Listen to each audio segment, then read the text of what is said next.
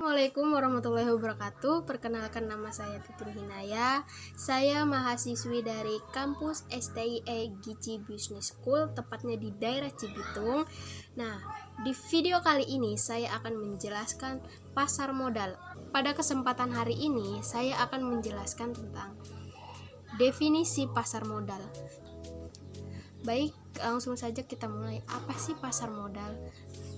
Guys, sebelum aku menjelaskan tentang definisi pasar modal, kalian harus tahu pasar modal itu memiliki dua bagian, yaitu pasar modal syariah dan pasar modal konvensional. Baik, langsung saja kita mulai. Apa sih pasar modal? Oke guys, ini pengertian pasar modal. Jadi pasar modal adalah pasar yang berhubungan dengan kegiatan perdagangan modal seperti obligasi dan efek. Pasar modal berfungsi untuk menghubungkan investor perusahaan dan institusi pemerintahan melalui perdagangan instrumen dan keuangan yang jangka panjang. Nah, teman-teman, tadi kan sudah aku jelasin fungsi pasar modal. Nah, di sini ada beberapa juga fungsi pasar modal, yaitu satu, untuk menghimpun dana-dana masyarakat untuk disalurkan ke dalam kegiatan-kegiatan yang produktif. Yang kedua, sumber pembiayaan yang mudah, murah, dan cepat bagi dunia usaha dan pembangunan nasional. Yang ketiga, mendorong terciptanya kesempatan berusaha dan sekaligus menciptakan kesempatan kerja. Dan yang keempat, mempertinggi efisiensi alokasi sumber daya produksi. Pasar modal ini pasar yang tertua se-Asia Tenggara setelah Bombay, Hong Kong, dan Tokyo. Jadi pasar ini udah tua ya, pasar modal udah banyak banget pasti investor dan perusahaan-perusahaan yang ikut gabung. Guys, kita lanjut ke materi pasar modal syariah. Tadi kan aku udah ngejelasin pasar modal itu apa, fungsi pasar modal itu apa. Nah, oke. Sekarang kita lanjut ke pasar modal syariah. Check it out. Nah, di sini dijelaskan bahwa pasar modal syariah adalah pasar modal yang menerapkan prinsip-prinsip syariah. Prinsip-prinsip tersebut antara lain larangan terhadap setiap transaksi-transaksi yang mengandung unsur ketidakjelasan. Instrumen atau efek yang diperjualbelikan harus memenuhi kriteria yang halal. Nah, oke teman-teman, tadi kan aku udah ngejelasin pengertian pasar modal. Jadi, pasar modal itu suatu pasar yang mempunyai prinsip-prinsip, dan adapun contoh pasar modal yaitu, nah contohnya bisa kalian lihat di sebelah aku ini ya.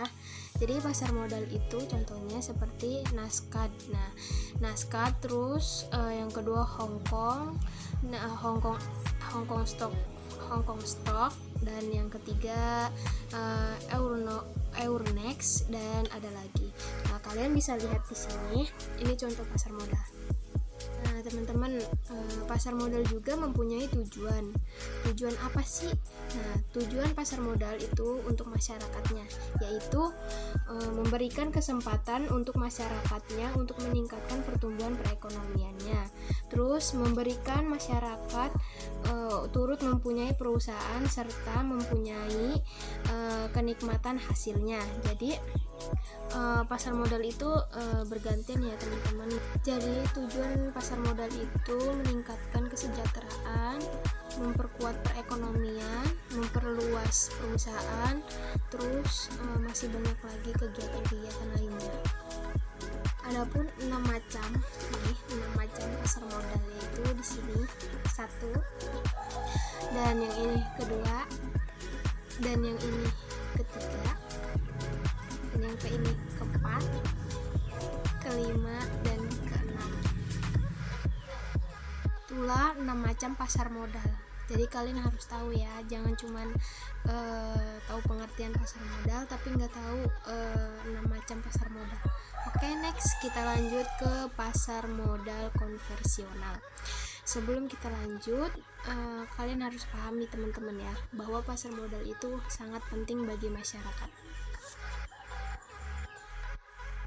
Baik teman-teman, dalam arti sempit, pasar modal konvensional ini adalah pasar yang diperuntukkan memperdagangkan obligasi-obligasi, saham-saham, dan surat berharga lainnya dengan menggunakan jasa perantara. perdagangan efek. Instrumen yang dijual dalam pasar modal konvensional ini adalah saham, obligasi, reksa, dana, dan opsi. Nah, teman-teman, tadi aku udah jelasin pengertian pasar modal konvensional. Jadi pengertiannya itu seperti tadi ya, teman-teman. Sekarang aku mau kasih tahu ke kalian contoh pasar modal konvensional, yaitu contoh pasar modal konvensional yaitu pasar tradisional, di mana pasar yang transaksinya masih tradisional dan penjual belinya masih bertemu dalam suatu tempat. Dan ada keuntungan berbelanja di pasar modal tradisional ataupun pasar modal konvensional. Selain bisa menghemat pengeluaran berlebih, terus juga bisa sekalian membantu perekonomian pedagang. Yuk terus belanja di pasar modal konvensional dan pasar modal tradisional. Baiklah, terima kasih yang sudah menonton video ini. Semoga kalian bisa mendengarnya dengan baik dan bisa memahaminya dengan baik. Mohon maaf bila ada kata kurang ataupun penjelasan yang kurang yang belum kalian pahami. Kalian bisa lihat selengkapnya di Google ataupun di mana. Saya pun masih belajar, saya pun ingin terus belajar, dan video ini saya buat untuk memenuhi tugas mata kuliah saya. Billahi taufiq wal hidayah. Wassalamualaikum warahmatullahi wabarakatuh.